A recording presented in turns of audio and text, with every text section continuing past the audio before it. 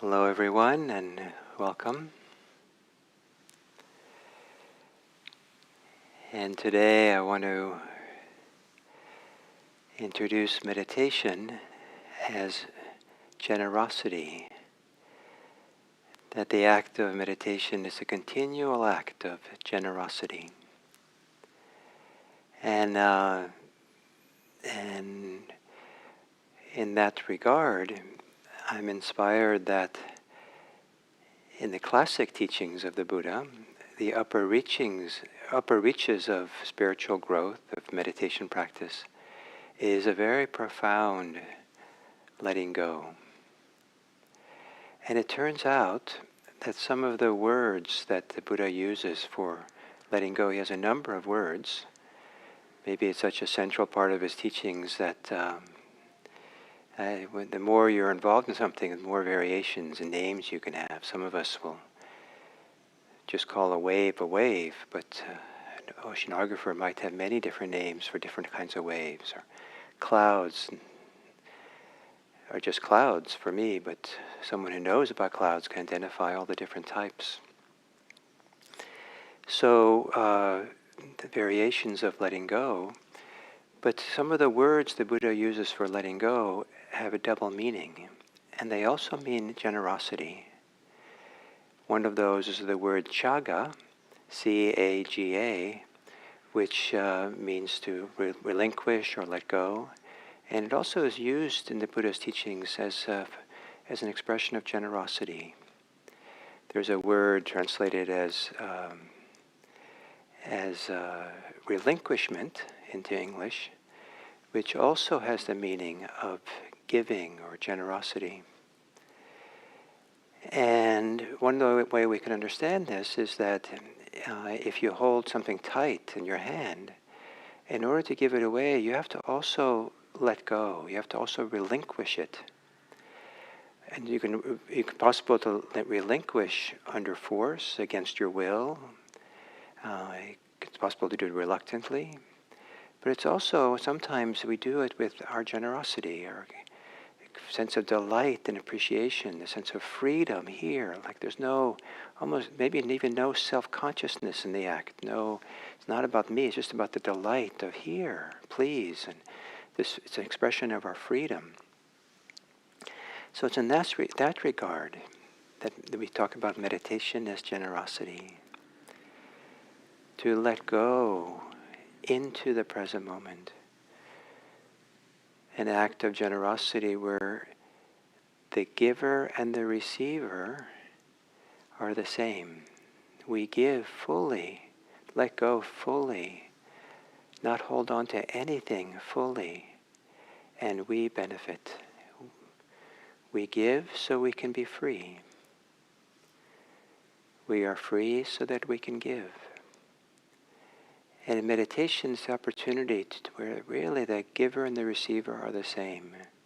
We do it so deeply and fully that the notion of giving and giver and receiver falls away.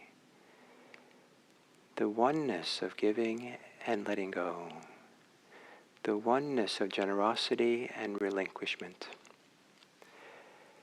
So to assume a posture for meditation, but to do so as an act of generosity to yourself. That this meditation posture gives you're giving yourself a chance to sit with dignity, to sit in a way that, or whatever posture you have, to have a sense that there's dignity and nobility. There is respect for this body, for ourselves, for our hearts, and that's an act of generosity. And to let go of the ways in which we collapse, or the ways in which we're under the weight of challenging emotions. Certainly we can have them, but to succumb under the weight of them is not a generous thing to do. It's also not generous to the difficult emotions. but to take a posture of dignity, respect, as if your difficult emotions are being respected, as if you're rising to the occasion to meet them, as if you have value and dignity. And then to gently close your eyes. Even closing your eyes can be generosity. The generosity of offering your full inner attention now to yourself without being distracted by sights around you. Like you're sitting with a friend on a park bench to really listen to the friend, and close your eyes to sit with yourself, to really listen, feel, be here.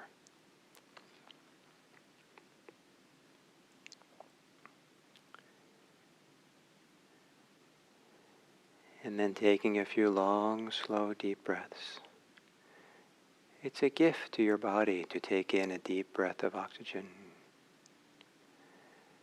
And it's a gift to your body to relax as you exhale. A kind act to the body. Here, relax, soften.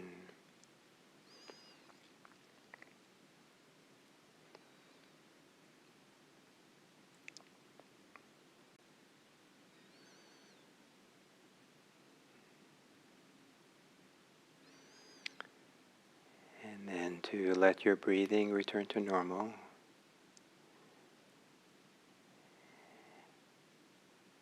Allowing breathing to be a gift that supports your life. And that as you exhale, do not only let go of the old air that's being released, the carbon dioxide, but let the exhale also be a release of tension in your body.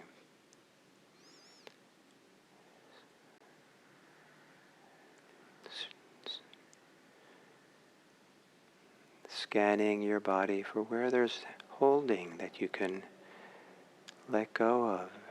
And in the letting go, offer something good for your body. The absence of tension.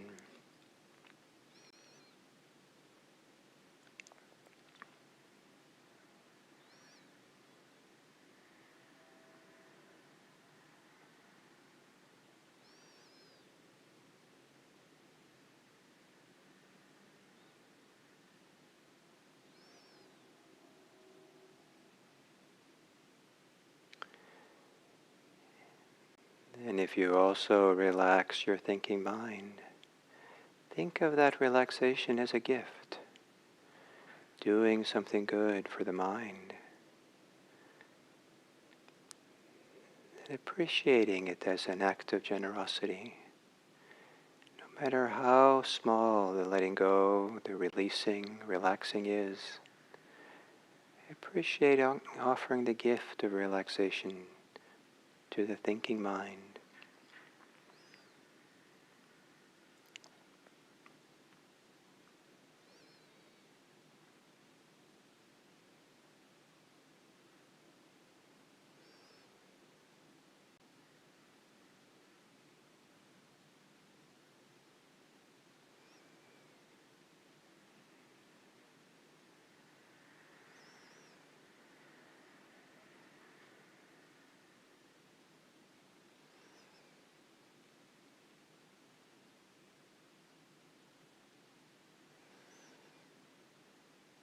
And if you're caught up in thoughts,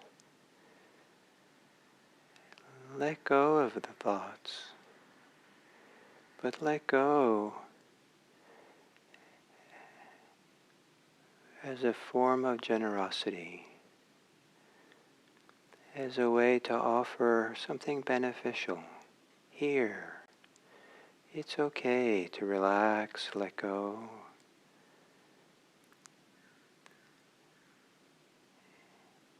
moving the thinking mind to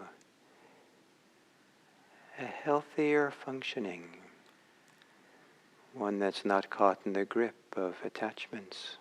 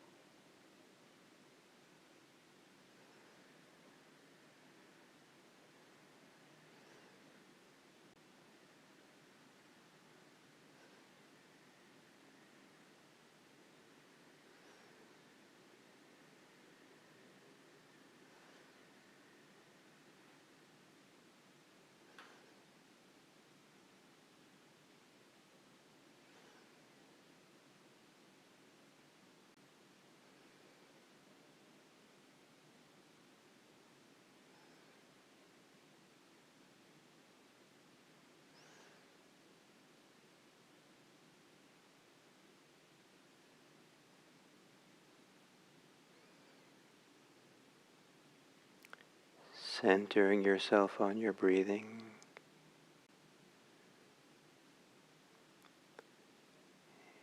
And with a very open-hearted, open-minded way,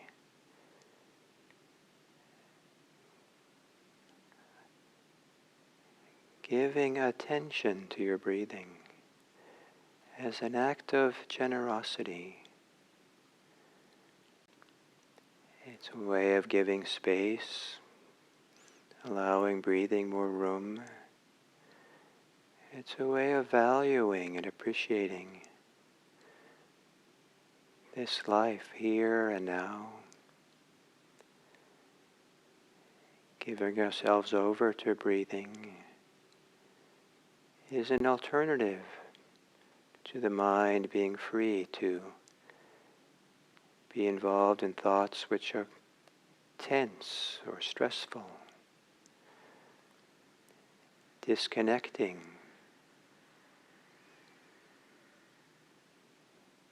to appreciate the giving of attention to our lived experience, breathing in and breathing out.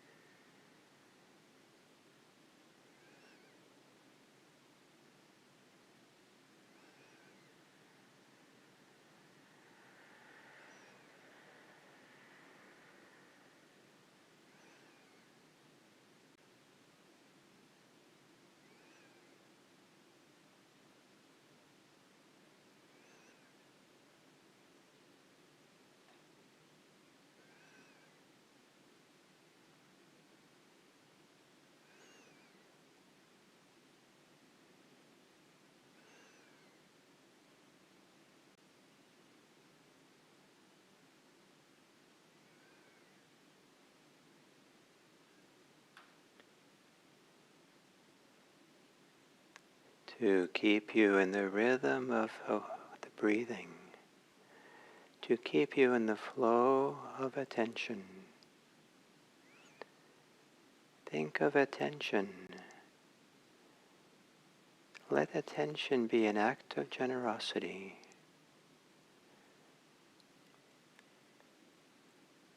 A relinquishment of distractions. A giving of oneself to the breathing.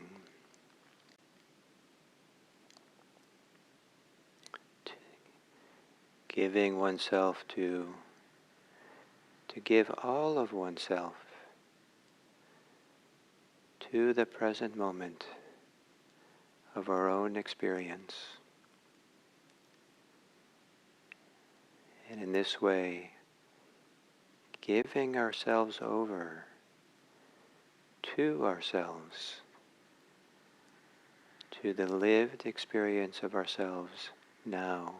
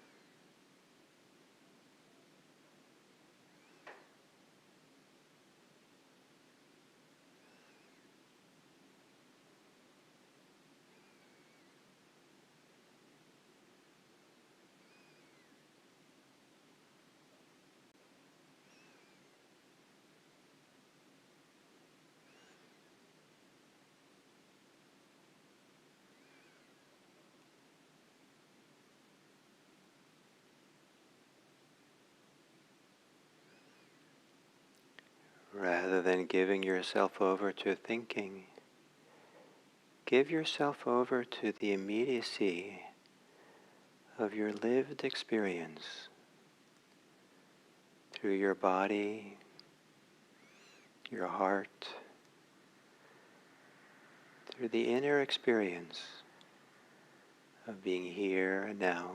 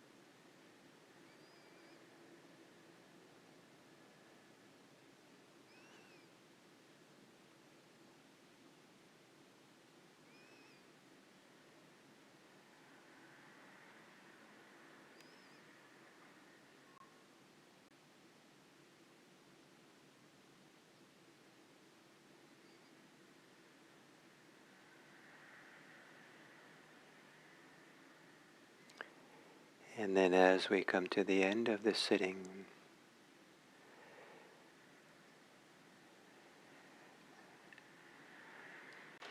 part of the tremendous benefit of giving ourselves to ourselves, to give ourselves over to the fullness, the three-dimensionality of ourselves here and now, to be in our body, sensing and feeling. Part of the benefit of that, there's much more of ourselves here now with which to be present for other people. We're less likely to be distracted, less likely to be caught in tension, less likely to be fragmented or divided, divided attention, divided intention. We have much more to offer in the gift of listening, the gift of seeing, the gift of attending to this life, to others. And may it be that this practice of ours gives us the capacity to be present for this world, that we contribute to people's happiness, their safety, their peace, and their freedom from suffering. May that be our legacy. May all beings be happy. May all beings be safe. May all beings be peaceful. May all beings be free. And may our ability to be mindful, be a gift that contributes to this possibility.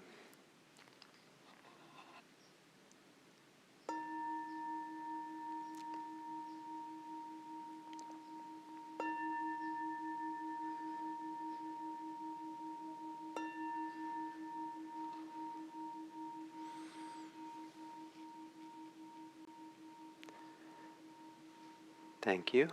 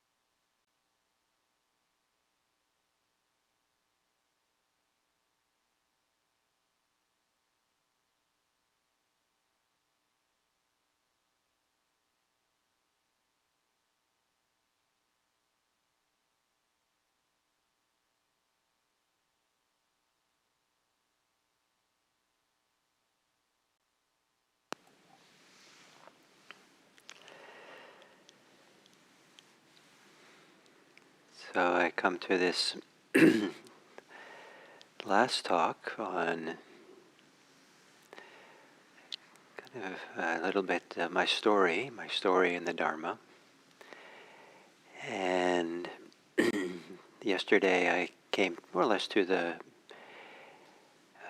beginning of IMC here in Redwood City, and being able to purchase this building that I'm sitting in. And we were able to do it out of the generosity of the sellers, the two ministers, Christian ministers who wanted us to buy the church, because they also provided us with the necessary loan to buy it. And it would have been hard for us to have had the money. Also, it took 1.5 years from the time that they told us that we were interested in selling it to us before they even showed us the building. And that worked really well for our mindfulness approach, just doing things mindfully, slowly, caringly. We kind of got ready and prepared for this process. And that was exceptional because in this area back then, you had to have made a bid for buying a property probably the day before it went on the market. It was that fast, you had to be really quick. And so we didn't really have that ability, and also it wasn't the kind of our way of doing things. And it's important that we do things, buy things, move ahead, build our programs in our community, all in a way that feels harmonious with the practice we're doing. That's harmonious with hopefully being relaxed, at ease, not pushing, not trying to make something happen for which there is no kind of momentum and delight and enthusiasm for doing. So after the long period of we bought the building, and that was phenomenally beneficial for our community to have now this kind of blank canvas to grow our programs and to grow all kinds of things. And with that, our community grew, and both in numbers, but also in kind of the maturity of people's practice and the different expressions of people's practice. Having a place like this allowed people to develop and grow in leadership, grow in generosity, grow in goodwill and friendships, and Dharma friendships, and Dharma conversations, and there became a kind of very rich kind of network of Dharma life that people now could participate in that was really beneficial for everyone, including myself. And as it developed, one of the really key aspects of this was people's generosity. And generosity as volunteers, and we had a huge number, we have a large number of volunteers. And also people's generosity financially. We did buy the building with debt, mortgage, and I think within 2 or 3 years, we raised the money to retire the mortgage and own the building outright. This same thing happened with IRC. That there was a wellspring of generosity, wellspring of support, and in 2005 was about the time we started to be serious about looking for a retreat center, and so we started the search, and as we went along, uh, it took a long time. It took about 5, 6 years of searching and looking, but that also was beneficial for us. It prepared us for it, and eventually we were able to raise enough money, and then we were able to buy the building, and we had a mortgage at first, and a variety of things happened that I think probably within, I would say, 6 years, that mortgage was put to rest, including the tremendous generosity of some of our big donors, and but also for thousands of people from all over the country that really were inspired by our model of generosity. And for these last 24 years now or so, or 20 plus years of practicing here in IRC, I've been inspired over and over and over again by the generosity of the community and how much support there is. And it's been part of my certainly vision of having a community, a Dharma community, where that's the case, because I believe that Dharma practice unfolds best where it's all voluntary and it's all given freely to the people who come. And so this ability to give freely by everyone is beneficial. It's a gift to ourselves to do that. And so it's a gift to others. And this mutuality of giving and receiving and how they're all kind of folded together is such an inspiring thing. And to see it operating in this community is one of the great experiences of my life. And so we were here, and we were able to start developing programs. The community was maturing, and as they mature, we developed more programs to match the maturity of where people are at. And a vision grew of being able to support people in the Dharma and this practice in all areas of their life, kind of expand outwards and keep developing. And certainly the retreat center was one way of doing that. At some point it became clear that to mature further, people are really ready to have easy access to retreats and to sit with us and to mature there. And it became very successful, the retreat center. In some ways, the idea of easy availability of offering retreats freely was fulfilled, because to rent facilities, which we did before that, was so much more expensive, and it would have been more and more out of their reach to do as many retreats as we do every year. And so it's phenomenal that we have this beautiful retreat center. We developed a study center, not IMC particularly, but this community, and we have the Sati Center for Buddhist Studies, which is thriving and kind of grew slowly, and now it's thriving over the last few years. One of the great things that rose out of here was because we had this place partly, and it was possible to vision more for new things. With the study center, Sati Center for Buddhist Studies, after 2001, September 11th, 2001, that had a huge impact on me. And at some point I felt, I was walking on the beach someplace, thinking about this, and I said, this had such a big impact on me that it's going to actually be a kind of continuation of the violence if I'm not changed by this event, changed for the better. And somehow something has to change and be different after that horrendous event. And I said, well, how do I want to be different? How do this scene, this Dharma communities that I'm involved in, how can we be different after something like this? And in that walk on the beach, I decided, let's start a Buddhist chaplaincy program. I learned just enough about chaplaincy, what a deep spiritual caregiving it is to people who are not just Buddhists, but all walks of life, in the times of the greatest crisis in their lives that they go through in hospitals and in prisons and in hospices and many different places. Chaplains kind of meet. They're like firefighters. They run towards the fire. Chaplains go towards some of the greatest suffering that humans have, that other people may sometimes pull away from. And so we started a chaplaincy program, an introduction to Buddhist chaplaincy.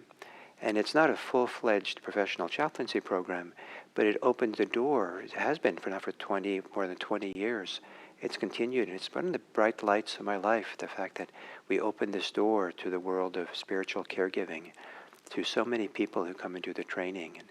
And that program has developed now into not only an in-person program, but a second online program. And then I did it partly to support the continued maturity of this community, the IMC community, because I felt that we had to develop people who grew in spiritual care, in compassion, expressions of their compassion. And we had a community of people to caretake for. People were dying and getting old and going through their own crises. And I felt it was important to develop, as we grew, to develop a community that also could care for each other with all the different things. And so it's been a phenomenal pleasure, joy for me, and a growth for me to see my own practice, my own generosity, my own letting go, my own clarification of my intentions, clarification of my mind, of my heart, to watch it in this kind of rich world of Dharma growth that we have. And I feel so grateful to be able to be so much opportunities now to develop teachings and develop programs and to allow people to grow and develop and expand outwards and fill in the gaps of what it means to be a fully developed Buddhist practitioner, fully developed human being in this world. And how we've supported different people to individuate in different ways, because we offer so many different things that to kind of support for people to go in different directions. And I think one of the really impactful things of this growth of this community over these years is my phenomenal appreciation of the individuals who I encounter. The phenomenal appreciation of the uniqueness of each person as they follow this path of awareness, of mindfulness, of care and compassion. There's one thing to offer teachings, another thing to take those teachings and personalize them, and each person for their own kind of path through life, to find how to support that, and coming to really appreciate the beauty of everyone and the sincerity of people, and how each person has this beautiful unfolding that is their own. And it's not a cookie cutter kind of approach, though sometimes the teachings might sound that way, just do this, follow the breath or something. But it's not cookie cutter. It's opening a breathing room and space for everyone to find out kind of who they are and who they are in this complicated world, and how we participate in this world in a rich way. And I set myself up many years ago I dedicated my life to try to make this world a better place, to come to the end of suffering in this world. And in the scale of suffering in this world, perhaps I've just done a drop, maybe not even a drop of difference. But I feel that it's phenomenal what has grown and developed over these years, with so many people stepping up to support and to practice and to dedicate it, that I never would have, when I set my dedication to alleviate suffering in the world, and make that the central focus of my life, I could never have imagined that how much we've been able to do here. And now, as we continue with our community, and now the expanded community of so many people like you all spread out across the globe, spread far and wide. It's very exciting for me to see how it grows and how now there's new potential. During the pandemic, we expanded our potential with this, with technology, being able to do this now online and reach more people. And we have now a whole kind of online retreat center. We call it Insight Retreat Online, that is offering retreats for people online that have been very, very impactful. And so to watch this growth and this development, and now I find myself still quite inspired at what we're doing here, and quite inspired by this, my role as a visionary, and quite inspired by the potential that's still here, and how we're still growing and developing in this field of generosity. And it's very important for us to do it in a dharmic way, in a way that's relaxed and doesn't force anything. But I take delight in the day-to-day of what we do here and the momentum of, and I'm curious, very curious and interested in discovering where we go next and how we continue growing and developing in this phenomenal community now of growing number of teachers, growing number of practitioners, growing a number of mature people, and I look forward to the chance to continue benefiting this world and alleviating suffering wherever we can. So thank you very much for allowing me to speak this for the last 2 weeks, and I do wish that I had taken time to take questions from you, and I'm going to look for an opportunity for that sometime over the next period, and where I can find some freedom, and we'll do one of these, some freedom of time to be able to maybe take some time at the end of this to have one of the community meetings we've had. And the next opportunity we'll do it. I'm going to be away on retreat next week, so Matthew Brensilver will be here next week, and then I'll be back for 1 week, and then not here the last week of the year.